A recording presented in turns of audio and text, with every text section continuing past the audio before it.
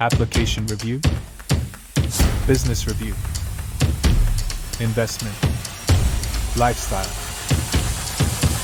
social politic.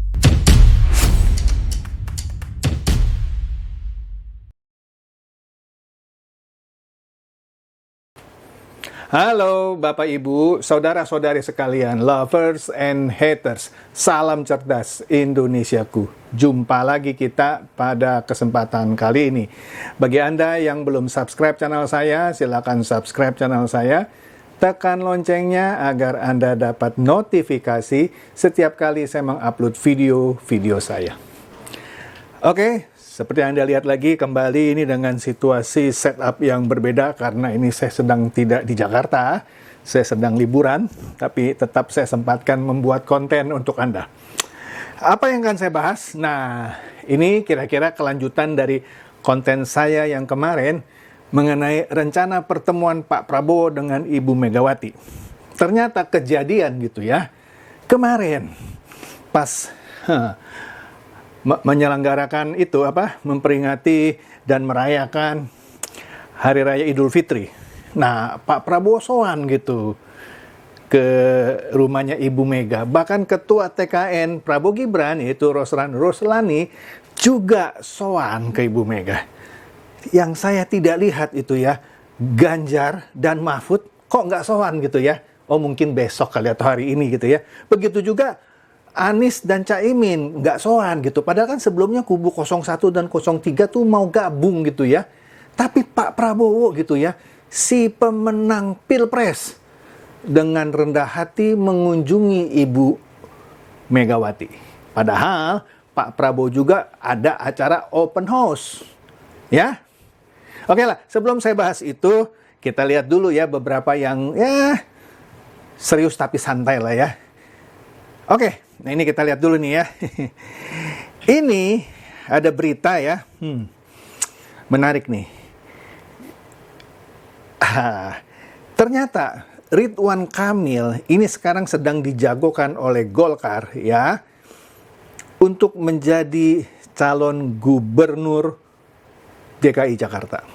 Walaupun nanti tidak lagi menjadi daerah khusus ibu kota ya. Karena ibu kota akan pindah ke IKN nanti ya, menjadi daerah khusus Jakarta saja.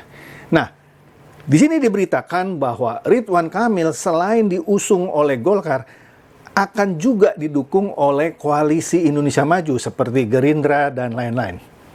Menarik kan? Nah, kemudian, di lain sisi, kan dulu sudah ada suka rumor gitu ya, kalau Anies Baswedan kalah di Pilpres 2024, maka dia akan maju lagi di Pilkada DKI Jakarta 2024. Orang-orang sepertinya, ya sudahlah kalau Anies nggak menang di Pilpres, kita majukan lagi di Pilkada gitu ya. Kalau saya sih, menurut saya ya, kok jadi turun kelas gitu ya. Enggak jadi presiden, mau jadi gubernur lagi. Tapi oke deh. Nah di sini ada cuitan dari Ateistan. Dia bilang, Anies Baswedan berharap maju di Pilkada. Ya, agar tidak dicokok oleh KPK RI. Ya ini kan cuitan Ateistan, saya cuma baca ya. Tapi sayangnya Nasdem dan PKS ogah mengusung Anies sebagai cagup ya. Mungkin Nasdem dan PKS takut dituduh partai yang terafiliasi dengan ideologi khilafah teroris ISIS. Bagaimana dengan DPP PKB? Ini menarik ya. Nah kalau kita lihat beritanya yang di bawah itu ya, bukan ditinggal. Ini alasan PKS dan Nasdem ogah usung Anies dan Baswedan di Pilgub DKI Jakarta 2024. Nah ini beritanya dari Tribun Kaltim. Nah kenapa ya Anies jadi seperti disebut tidak ditinggalkan? Ya tapi ogah diusung oleh PKS maupun Nasdem. Nah kalau kita lihat berita komplitnya, jadi menarik juga. Saya lihat kenapa ya. Apa gara-gara kalah dan takut kalah lagi atau gimana ya. Nah, jadi begini duduk ceritanya. PKS nanti akan mengusung kadernya sendiri. Ya. Nah, dia tidak lagi mau mengusung Anies Baswedan karena, nah seperti yang saya perkirakan tadi, levelnya sudah berbeda. Karena Anies kan levelnya nasional, calon presiden, masa turun jadi calon gubernur, kira-kira begitu ya. Nah, jadi levelnya sudah di sana, jadi kita nggak, ya itu kan alasan ya, tapi ya terserah lah ya. Jadi kita tidak mau mencalonkan lagi turun menjadi calon gubernur katanya. Oleh karena itu PKS berencana untuk mengusung kader mereka sendiri, yaitu Sohibul Iman di Pilgub Jakarta nanti ya. Sohibul Iman ini adalah mantan presiden PKS yang kini menjabat menjadi wakil ketua Majelis Syuro PKS ya. Jadi itulah kadernya sendiri yang akan dimajukan. Kemudian Nasdem juga akan mengusung kadernya sendiri, sudah sering disebut, yaitu Syaroni. Wah, Syaroni ya. Jadi PKS punya calon sendiri, Nasdem juga punya calon sendiri. Nah, menariknya nanti Pilkada DKI Jakarta, saya nggak tahu ya daerah-daerah lain ya, itu tidak akan berlangsung 2 putaran. Jadi sekali putaran kalau calonnya ada 3, syaratnya tidak lagi 50% plus 1. Siapa saja yang terbanyak langsung menang dia. Jadi misalnya ada 3 calon. Yang pertama dapat 35, 40 deh kita bilang. Ya, yang kedua, ketiga masing-masing 30 misal. Maka yang 40 langsung menang. Oke? Jadi ini akan menjadi sesuatu yang menarik. Dikatakan di sini, dengan cara begini, katanya, Anies Baswedan dan Ahok yang populer katanya akan diuntungkan. Tapi karena Anies tidak diusung oleh PKS dan Nasdem, dan saya nggak yakin juga akan diusung oleh PKB atau partai lainnya lah. Oke? Atau didukung oleh PDIP. Kayaknya jauh gitu. Ya, lagi pula turun kelas dia. Dari capres menjadi cagup. Nah, kalau Ahok mungkin bisa dimajukan lagi. Oleh siapa? Kemungkinan, ini menurut saya kemungkinan oleh PDIP. Cuma menurut saya Ahok sudah kehilangan support dari para Ahokers. Karena komennya yang baru-baru ini bilang Jokowi nggak bisa kerja, Gibran nggak bisa kerja gitu ya. Jangan pilih Prabowo kira-kira ya, orang yang bermasalah. Nah, jadi menurut saya tidak sepopuler lagi seperti Ahok yang dulu. Oke? Menarik ya? Kemudian apalagi yang menarik di seputar Hari Raya Idul Fitri ini? Nah, di sini kita lihat ya, di Kompas diberitakan gitu ya, ada 4 menteri Jokowi ya, hingga TKN Prabowo Gibran ya halal bihalal dengan Megawati. Ya kalau menteri-menteri yang kebetulan dari PDIP nggak heran. Tapi ini ketua tim kemenangan nasional Prabowo Gibran, Roslani, bukan kampanye, halal bihalal ke rumah Ibu Megawati. Mana itu tim pemenangan nasional Anies dan Caimin? Tidak sowan. Mana itu ketua pemenangan juga lah sebut saja dari Ganjar Mahfud? Kok nggak kedengeran dia sowan? Justru musuhnya ini dari ketua TKN Prabowo Gibran yang sowan.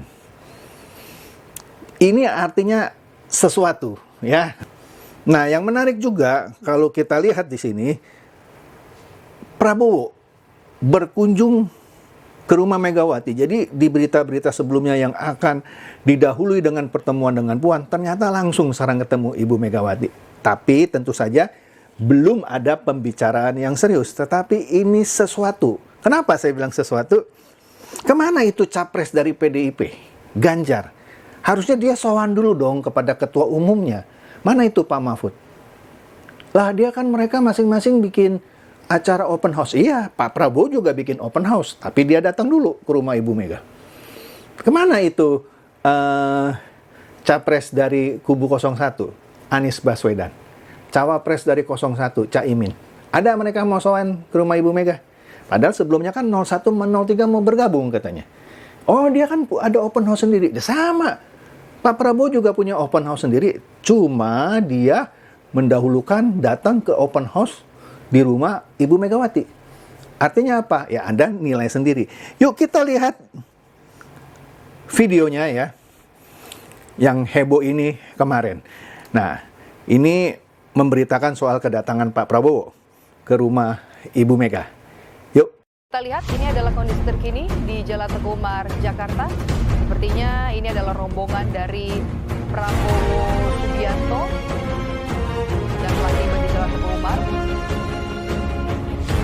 Pertemuan memang dijadwalkan dimulai pada pukul 12:30. Ini sudah pukul setengah 1 dan pertemuan diagendakan akan dimulai dengan makan siang. Jamuan khusus sudah disiapkan oleh Presiden kelima Republik Indonesia Megawati Soekarno Putri.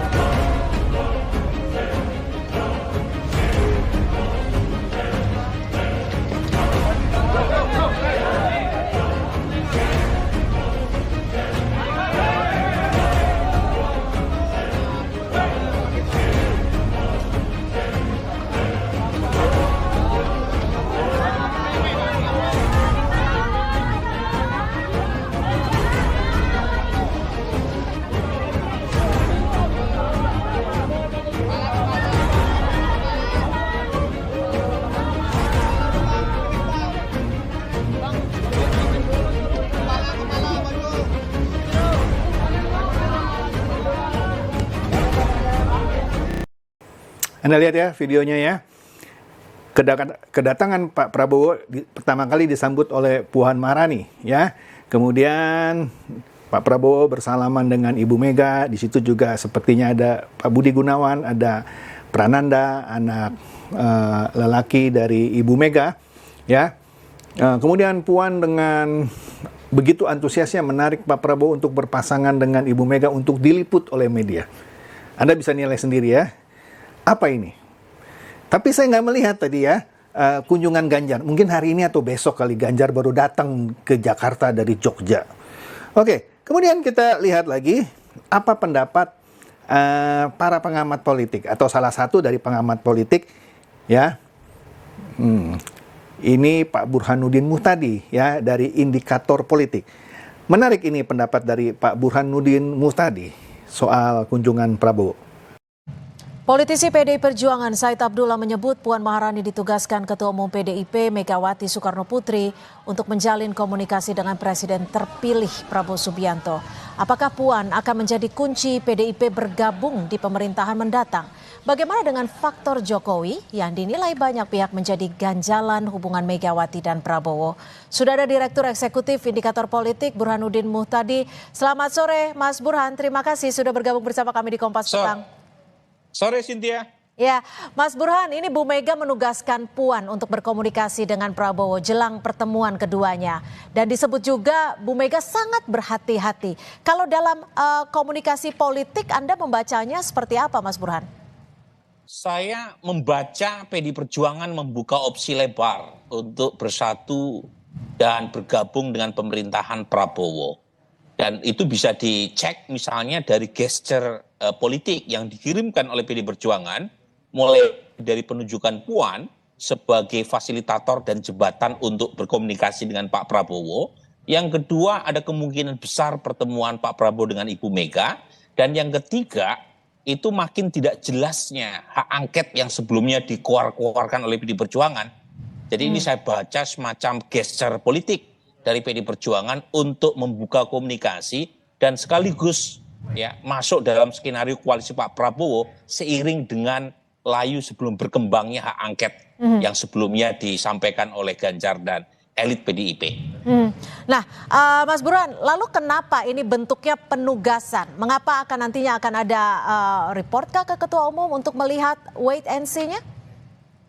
Saya kira begitu ya, karena kebetulan Mbak Puan selain putri dari Ibu Mega, beliau adalah ketua DPR sekarang, yang tentu saja sangat mungkin berkomunikasi dengan banyak pihak, termasuk dari elit partai-partai pendukung Prabowo Gibran, termasuk misalnya Bang Dasko, kemudian juga Sekjen Golkar yang juga notabene adalah wakil ketua DPR, dan elit-elit partai yang lain. Jadi Mbak Puan menjadi kunci.